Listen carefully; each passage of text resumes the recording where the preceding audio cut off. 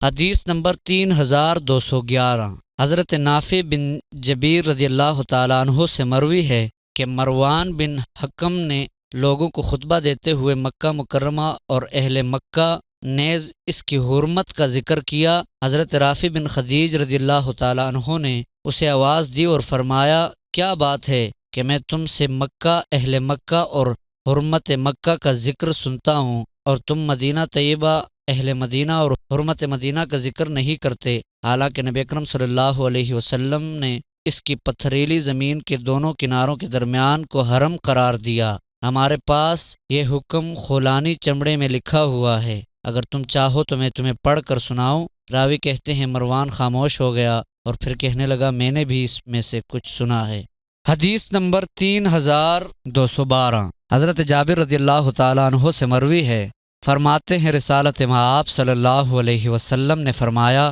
حضرت ابراہیم علیہ السلام نے مکہ مکرمہ کو حرم قرار دیا اور میں نے مدینہ طیبہ کی دو پتھریلی جانبوں کے درمیان کو حرم قرار دیا، اس کے درخت نہ کاٹے جائیں اور اس کے کسی جانور کو شکار نہ کیا جائے۔